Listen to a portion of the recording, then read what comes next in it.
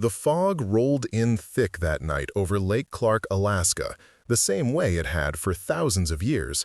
But on June 15, 1990, something happened in that fog that would remain hidden for 34 years. Two young fishermen vanished without a trace, leaving behind only questions and a community torn apart by suspicion. For decades, the only evidence was an abandoned boat and conflicting stories. Then, in 2024, a forest fire revealed something extraordinary. A hand-carved totem pole buried deep in the scorched earth held the answer to what really happened to Brandon Mueller and his friend Austin that foggy summer night. Before we begin the story, let us know in the comments which city you're watching from. We're really curious where you're tuning in from. And don't forget to subscribe to the channel and leave a rating. Lake Clark in 1990 was a different world. No cell phones, no GPS, just CB radios crackling with static, and the occasional payphone at the general store charging 25 cents a call. The fishing community was small, tight-knit, and struggling. The salmon runs weren't what they used to be, and competition between the local fishermen had grown fierce. Everyone knew everyone else's business, or at least they thought they did. Brandon Mueller had arrived in Lake Clark just 6 months earlier, a 22-year-old from Seattle looking to make it in the fishing industry. He had that grunge look that was starting to spread from the cities. Flannel shirts from Eddie Bauer, torn jeans, hair that hadn't seen a barber in months. His Sony Walkman was always clipped to his belt, usually playing Pearl Jam or Soundgarden, music that the older fishermen didn't understand. To them, Brandon was an outsider, a city kid playing at being a fisherman. But Brandon had something the locals didn't expect. He could fish. Within weeks of arriving, he was pulling in catches that rivaled the veterans. He had an instinct for finding the salmon, knew how to read the water in ways that took most people years to learn. By June, he'd partnered up with Austin, another young fisherman, and together they were making waves in the small community. Success breeds resentment, especially in a place where every fish caught meant money in your pocket or food on your table. Cody Olson had been Brandon's first friend in Lake Clark. 23 years old, born and raised on the lake, Cody knew every inlet, every current, every secret spot where the fish gathered. His father had fished these waters, and his father before him. Cody had expected to dominate the summer fishing season, had been counting on it. He'd taken out a loan to fix up his boat, bought new equipment from the fishing supply catalog. The Motorola pager clipped to his belt had cost him a week's earnings, but he needed to stay connected with the buyers in Anchorage. When Brandon started out fishing him, something changed in Cody. The easy friendship turned competitive, then bitter. 3 days before the disappearance, tensions reached a breaking point. The Lake Clark annual fishing contest had just concluded, and Brandon and Austin had won the grand prize, $5,000 and a year's supply of gear from Bass Pro Shops. Cody had come in third, barely covering his entry fee. Witnesses at the Salmon's Rest Tavern remembered the argument that night. Cody had been drinking Budweiser after Budweiser, his voice getting louder with each bottle. "You don't belong here," he told Brandon. "This ain't Seattle. This is our lake, our fish." Brandon had tried to buy him a drink, smooth things over, but Cody had stormed out, knocking over a chair on his way. Travis Hernandez watched it all from his corner booth, nursing a Coors Light that had gone warm an hour ago. 24 years old, half Tlingit on his mother's side, Travis was the quiet one among the young fishermen. He lived alone in a cabin his grandfather had built, spent his evenings carving wood and listening to his police scanner. People said Travis held grudges, remembered every slight, every insult. He'd grown up being called names, being treated as different, and he'd learned to keep his anger inside, hidden like the old Tlingit stories his grandmother used to tell him. Travis had his own history with Brandon. 2 weeks earlier, Brandon had accidentally cut across Travis's fishing lines, causing him to lose an expensive net and a day's catch. Brandon had apologized, offered to pay for the net, but Travis had just stared at him with those dark eyes and walked away. Since then, Travis had been seen watching Brandon from a distance, following his boat with binoculars from the shore. "He's planning something," old-timer Jim had told anyone who'd listen at the general store. "That boy's got vengeance in his heart." Ashley Peterson saw it all unfold from her unique position at the Lakeview Lodge. 21 years old, working her second summer season, Ashley was the only one who moved freely between all the groups. She served breakfast to the fishermen, cleaned their rooms, listened to their stories and complaints. Pretty in that natural way that didn't need the makeup that was hard to get in rural Alaska anyway, Ashley had caught Brandon's attention from day one. He'd leave her silly notes with his room service orders, draw smiley faces on his receipt signatures, even left her a mixtape once with summer songs written on it in black Sharpie. But Ashley kept everyone at arm's length. She had her reasons for being in Lake Clark, reasons she didn't share with anyone. The other workers had left after Memorial Day, but Ashley stayed, said she needed the money for college. She drove a beat-up Ford Ranger, kept a Louisville Slugger baseball bat behind the driver's seat, and always locked her door twice. She knew everyone's secrets because people talked around her like she was furniture, just another part of the lodge. The morning of June 15th started like any other. Brandon and Austin were at the general store by 7, buying bait and supplies. The clerk remembered them clearly because Brandon was wearing a Nirvana Nevermind t-shirt that hadn't been released yet. He'd gotten it from a cousin who worked at Sub Pop Records. They bought 2 containers of herring bait, a 12-pack of Pepsi, some beef jerky, and a disposable Kodak camera. "Going to document our big catch," Austin had joked, not knowing those words would haunt the investigation for years. Ashley was working the breakfast shift at the lodge when they stopped by around 8:30. She made them egg sandwiches to go, wrapped in aluminum foil. Brandon lingered at the counter, tried to make small talk. "You should come out on the boat sometime," he'd said. "I'll teach you to fish." Ashley had smiled that practiced service industry smile. "Maybe sometime," she'd replied, already knowing she never would. What the security camera, one of only 3 in the entire town, didn't catch was the note Brandon slipped her with his $5 tip. She'd thrown it away without reading it, or so she claimed later. The tension in town was palpable that day. The afternoon before they disappeared, multiple witnesses saw Cody at the docks working on his boat with unusual intensity. He was checking equipment, testing his radio, filling extra gas cans. When someone asked if he was planning a long trip, he'd muttered something about settling things and gone back to work. His pager went off several times, the number 911 followed by his girlfriend's code, but he ignored it. He was focused on something else. Travis spent that afternoon in town, unusual for him. He typically avoided the crowds, preferred his solitude, but that day he was everywhere. The hardware store where he bought rope and a new filleting knife, the gas station where he filled up his truck and several jerry cans, the post office where he mailed a package to his sister in Juneau, contents unknown. Each place, people noticed he seemed agitated, kept checking his watch, a Casio digital that beeped every hour on the hour. The last confirmed sighting of Brandon and Austin was at 9:30 that evening. Darnell Caldwell, the park ranger, was doing his evening rounds when he saw their boat, distinctive with its blue stripe and Grateful Dead Dancing Bear sticker, heading out from the south dock. The fog was already thick, visibility down to maybe 50 feet. "I called out to them," Darnell would say later, recorded on the official police interview cassette tape, "told them it was dangerous, they should wait until morning. Brandon just waved and kept going." But Darnell saw something else that night, something that didn't make it into his initial report. From his position on the dock, he could see a figure standing in the shadows by the boat launch. Someone watching Brandon and Austin leave, someone who didn't want to be seen. When Darnell shined his flashlight in that direction, the figure had already melted back into the fog. He'd thought it was just another fisherman, didn't think it was worth mentioning. That decision would haunt him for 34 years. By 6 the next morning, when Brandon and Austin hadn't returned, Ashley was the first to raise the alarm.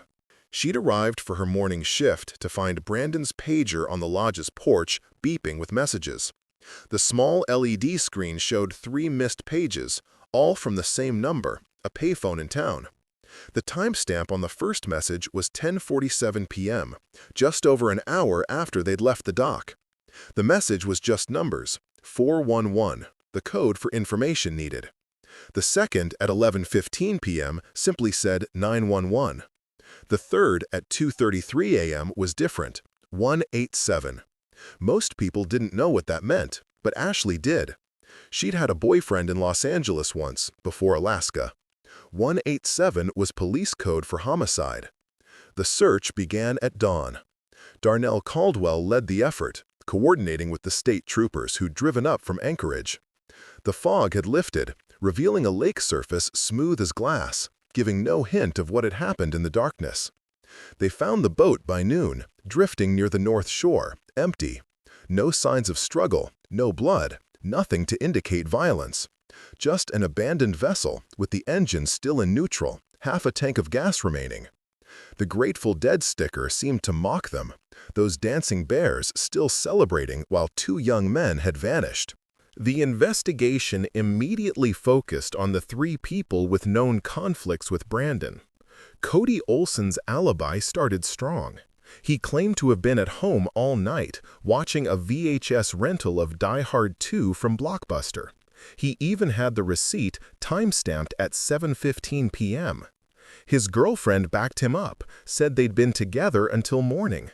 But something bothered Detective Ray Martinez, brought in from Anchorage PD. The Blockbuster receipt was dated correctly, but when they checked with the store, the clerk remembered something different. "Yeah, Cody rented that movie," the teenage clerk said, adjusting his Blockbuster vest. "But it was the week before. I remember because he made a joke about airports and fishing. Didn't make much sense." Phone records from AT&T revealed another crack in Cody's story.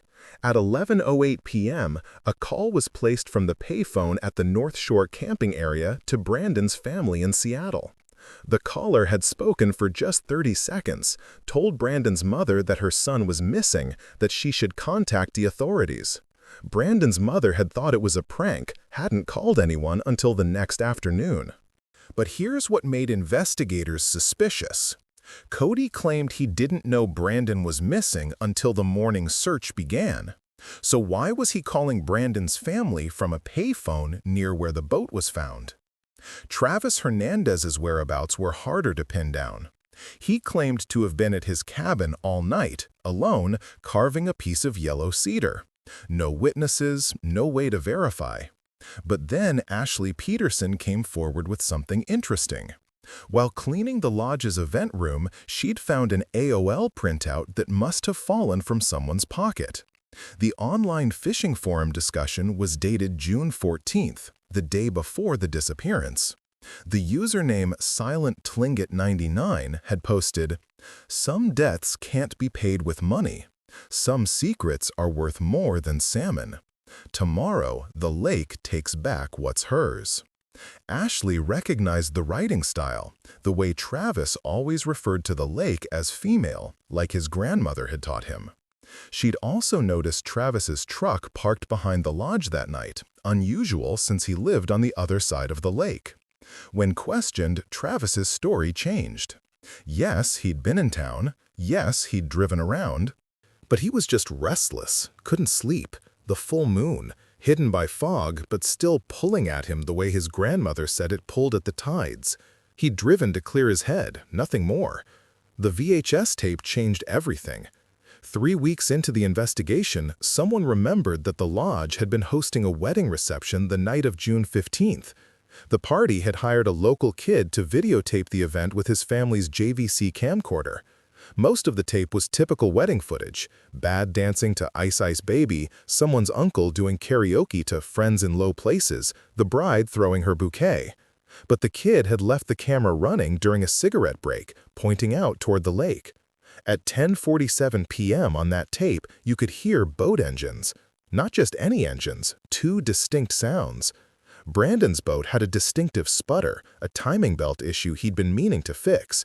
That sputter was clear on the tape, but there was another engine too, running smooth and strong, following them. The audio analysis, primitive by today's standards but advanced for 1990, suggested the second boat was staying about 100 yards behind the first, matching its speed. Credit card records added another layer of mystery. Austin's Visa card, the one his parents had given him for emergencies, was used at a gas station in Kenai at 3:47 a.m. on June 16th. $73 in gas, paid at the pump, the new technology that didn't require going inside. No cameras at that station, no way to prove who used the card. But Kenai was a 3-hour drive from Lake Clark. If Austin was killed on the lake before midnight, how did his card end up being used hours later and miles away? The Polaroid photograph almost went unnoticed. It had been taken at the dock earlier that day, a group shot of fishermen showing off their catches. Brandon and Austin were in the foreground, smiling, holding up a massive king salmon. Cody was visible in the background, glaring at them. Travis stood to the side, barely in frame.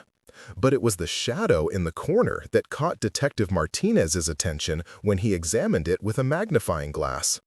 Someone else had been there, someone standing just outside the frame, watching. The shadow was distinctive, long hair, small frame, holding what looked like a baseball bat. Ashley's role in the investigation had been helpful, maybe too helpful. She always seemed to find the right evidence at the right time. She remembered conversations with perfect clarity, provided insights into everyone's motivations. She painted Cody as jealous and violent, Travis as secretive and vengeful. She was the perfect witness, except for one thing. Her story about that night kept changing in small ways. First, she said she'd been at the wedding until midnight. Then it was 11. Then she remembered leaving early because she felt sick. The wedding video showed her in the background at 9:45 p.m., but not after that. Where had she gone? She claimed to her room, to sleep off a headache, but the night clerk at the front desk, reviewing his Tom Clancy novel between rounds, didn't remember seeing her come in, and her Ford Ranger, usually parked in the employee section, had been seen by multiple witnesses driving through town around 10:30 p.m. The pager messages took on new significance when the phone company provided detailed records. The payphone used to send those messages was at the marina, just 50 feet from where Brandon's boat had been docked. Security footage from the marina's single camera, grainy and deteriorated, showed a figure at the phone booth at the times the pages were sent. The figure was small, wearing a baseball cap pulled low, but something about the stance, the way they held the receiver, seemed familiar. Months passed. The investigation stalled. The FBI got involved briefly, rumors of drug smuggling from Canada using fishing boats as cover. But that lead went nowhere. Brandon and Austin were clean, their backgrounds thoroughly investigated. No drugs, no gambling debts, no secret lives. Just two young fishermen who'd vanished on a foggy night. The case grew cold.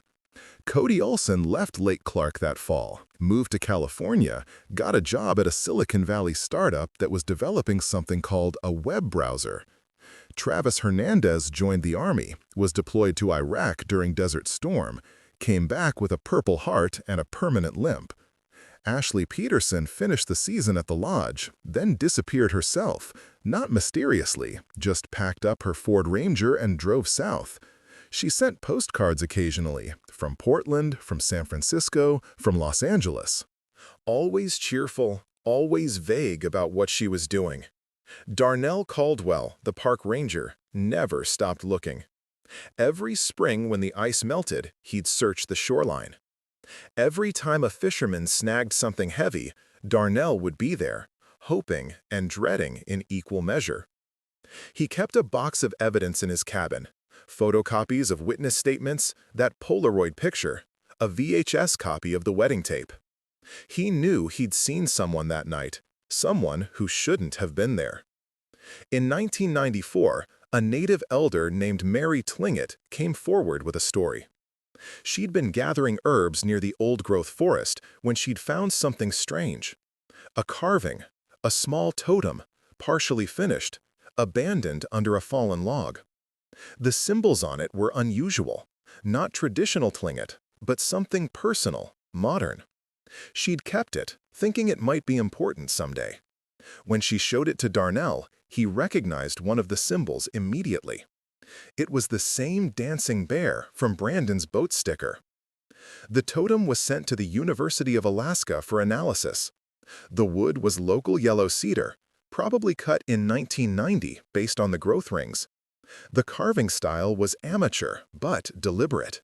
Someone had spent hours on this, someone who knew both Brandon and the traditional art of totem carving. But there was more. Hidden in the design, almost invisible unless you knew where to look, were letters B-A-C-T and a date, 6/15/90. Travis was questioned again, brought back from his base in Texas. Yes, he carved totems. Yes, he'd been working on one that summer. But his style was different, traditional, taught by his grandfather. This totem was something else, someone trying to imitate native art without really understanding it, someone who'd seen totems but never learned their true meaning. The interview was recorded on cassette, Travis's voice steady and clear. Whoever made this was trying to tell a story, but they didn't know how. They were copying, not creating. The years passed. Technology advanced. The case files were digitized, uploaded to new databases. DNA testing became available, but there were no bodies to test, no blood evidence to analyze. The Polaroid was enhanced, digitally restored, but the shadow remained just that, a shadow. The VHS tape was converted to digital, the audio cleaned up, but it revealed nothing new except what everyone already suspected. Brandon and Austin hadn't been alone on the lake that night. In 2024, everything changed. The forest fire that summer was the worst Lake Clark had seen in decades. Climate change, drought conditions, a lightning strike in the wrong place at the wrong time.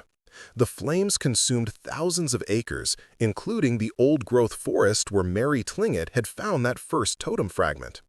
When the smoke cleared and investigators surveyed the damage, they found something extraordinary. The fire had revealed what 34 years of weather and growth had hidden. Not just one totem, but 3, arranged in a deliberate pattern buried under decades of pine needles and moss. Each one told part of a story, and together they revealed the truth about that night in June 1990. The carvings were better preserved than anyone expected. Protected by the resin in the cedar, the symbols still clear despite the passage of time. The first totem showed 2 figures in a boat, dancing bears at their feet, heading into stylized waves. The second showed 3 figures on shore, one tall with raised hands, one crouched with what looked like antlers, and one small holding a circular object. The third totem was the revelation. It showed the small figure alone standing over 2 horizontal forms, with symbols that clearly represented water, then earth, then fire. At the base, carved deep and careful, was a full message. They thought I was nobody. I became everybody. AP knows all. AP sees all. AP is all. Ashley Peterson, the helpful witness, the perfect alibi provider, the one who'd been everywhere and nowhere, who'd known everyone's secrets and used them like weapons. The investigation's reopening sent shockwaves through the cold case community. Modern technology allowed investigators to re-examine everything with fresh eyes. The VHS wedding tape, when enhanced with AI upscaling, showed something everyone had missed. Ashley in the background at 9:45. Yes, but look closer at what she was carrying. A canvas bag. Heavy, sagging with weight. The same kind of bag the lodge used for dirty linens, but linens didn't make that kind of angular bulge. They tracked Ashley down through social media, the technology that didn't exist in 1990 but made finding people almost trivial in 2024. She was living in Phoenix, Arizona, working as a museum curator specializing in Pacific Northwest native art. 65 years old now, gray-haired, successful, respected. She'd never married, lived alone with 2 cats in a modest ranch house. When the FBI knocked on her door, she didn't run. She didn't even seem surprised. "I've been expecting you for 34 years," she said, stepping aside to let them in. Her house was a museum itself. Native art on every wall, including several totems she'd carved herself over the years. She'd learned the craft properly since 1990, studied with master carvers, even taught workshops. On her mantel sat a framed photo from Lake Clark, summer 1990.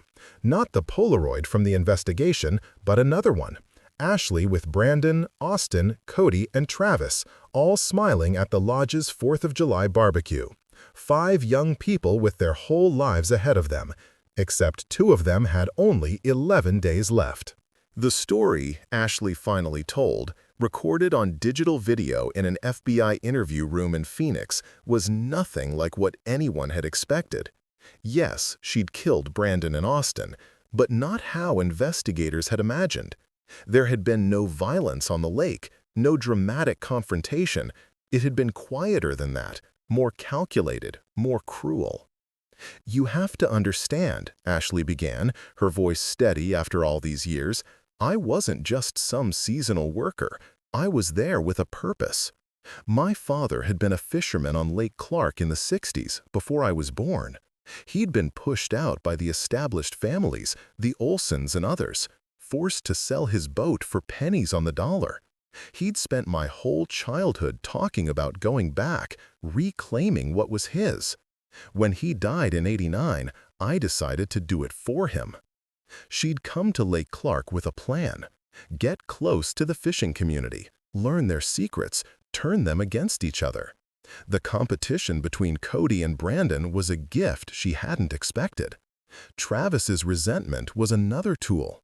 She'd manipulated them all, playing on their insecurities, their jealousies, their fears. She'd told Cody that Brandon was planning to partner with outside investors, bring in commercial operations that would destroy local fishing. She'd told Travis that Brandon had been spreading rumors about him, calling him names behind his back. She'd told Brandon that the others were plotting against him. "But Brandon was smarter than I expected," Ashley continued. "He started to figure it out. The night before he disappeared, he confronted me, said he'd been comparing notes with Austin, realized I'd been telling different stories to different people.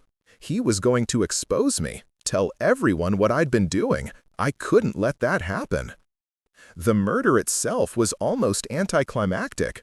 Ashley had convinced Brandon and Austin to meet her at a specific spot on the lake, told them she had information about who was sabotaging their equipment. She'd drugged their sodas earlier in the day when they'd stopped at the lodge, a delayed effect sedative she'd gotten from the lodge's first aid kit. By the time they reached the meeting spot, they were already drowsy. When they passed out, she simply pushed them overboard. The water was cold, even in June. They never woke up. "I used Travis's boat," she admitted. "He never locked it, and I knew he'd be the perfect suspect if anyone noticed. I wore his jacket, his hat. From a distance, in the fog, anyone who saw me would think it was him. Then I returned his boat, took their bodies to a place I'd prepared weeks earlier. The old mine shaft, the one everyone said was filled in. It wasn't, not completely. The credit card use in Kenai? Ashley had driven there herself, used Austin's card to create a false trail. She'd worn a baseball cap and baggy clothes, hunched over to look like a young man. Without cameras, no one could prove otherwise. The pager messages? She'd sent them herself, creating a timeline that would confuse investigators, make them think Brandon and Austin were alive longer than they were. But why the totems? Why leave evidence that would eventually lead back to her? "Guilt," Ashley said simply, "and pride.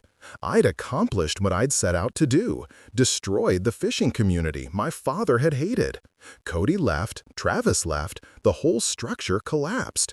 But Brandon and Austin, they didn't deserve it. They were just kids trying to make a living.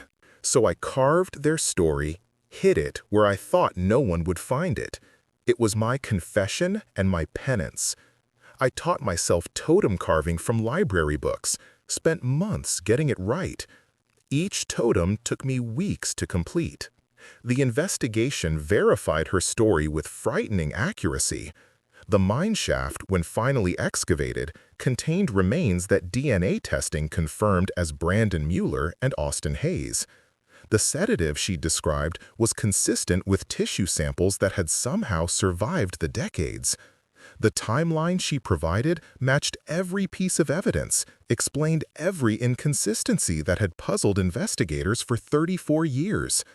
Cody Olson, now a successful tech executive in San Jose, broke down when he heard the news. He'd spent decades believing he was a suspect, that people thought he'd killed his friend over fish and money. "I loved Brandon like a brother," he said in a news interview, his voice cracking. "Yeah, we competed, but that's what friends do. I left Alaska because I couldn't stand everyone looking at me like a murderer." Travis Hernandez, retired from the military and living in Houston, was philosophical when contacted. "I always knew there was something off about Ashley," he said. "The way she watched everyone, collected information. But back then, we just thought she was doing her job, being friendly. We were all so young, so stupid. We never saw her as a threat because she was just there, part of the background." Darnell Caldwell, now 89 and living in an assisted living facility in Anchorage, finally had his vindication. The figure he'd seen that night had been Ashley, watching to make sure Brandon and Austin left as planned. "I knew someone was there," he repeated to anyone who would listen. 34 years I've been saying it. 34 years of people thinking I was just an old man with bad eyes. The families of Brandon Mueller and Austin Hayes finally had closure. Brandon's mother, now in her 80s, held a memorial service in Seattle, played her son's old mixtapes, the Nirvana and Pearl Jam he'd loved. Austin's sister spoke at the service, remembered how her brother had called her the week before he died, excited about his future, planning to save enough money to open his own charter fishing business. Ashley Peterson was charged with 2 counts of first-degree murder. Despite the passage of time, Alaska has no statute of limitations on murder. Her confession, the physical evidence, the recovered bodies, it was more than enough for conviction. In a plea deal to avoid trial, she accepted life in prison without the possibility of parole. At her sentencing, she showed no emotion, simply nodded when the judge read the verdict. The judge's final words resonated through the courtroom. "For 34 years, you let 2 families suffer, not knowing what happened to their sons. You destroyed a community, drove innocent people to exile, all for a revenge plot over fishing rights from decades past. You manipulated grieving families, helpful investigators, an entire town. The sophistication of your crime, the cold calculation of it, the decades of lies that followed, this court has rarely seen such callousness." The Lake Clark community struggled to process the revelation. The lodge where Ashley had worked was torn down in 2010, but locals still remembered her. "She seemed so normal," one former coworker recalled. "Maybe a little quiet, a little odd, but who wasn't back then? We were all kids working summer jobs, trying to figure out life. We never imagined one of us was capable of something like this." The case became a cautionary tale in criminal investigation courses. How assumptions about gender, about who could be a killer, had blinded investigators to Ashley's potential as a suspect. How her helpfulness, her cooperation, had actually been manipulation. How she'd used 1990s technology limitations, no DNA databases, limited phone tracking, few cameras, to create false narratives that took decades to unravel. The totems Ashley carved were eventually donated to a crime museum, but the families of Brandon and Austin requested they never be displayed. Instead, they remain in storage, evidence of how guilt and pride can drive someone to confess in the strangest ways. The museum did create a memorial to Brandon and Austin, focusing on their lives rather than their deaths, on the young men they were and the futures they never got to live. In her prison cell, Ashley Peterson continues to carve. Small pieces now, following proper protocols, selling them through the prison art program. The proceeds go to the families of Brandon and Austin, a court-ordered restitution she'll never live long enough to fully pay. She's taught other inmates the traditional methods she learned after the murders, the proper way to tell stories in wood. Guards report she never speaks about that night in 1990, never mentions Lake Clark. But sometimes, late at night, they hear her humming old songs.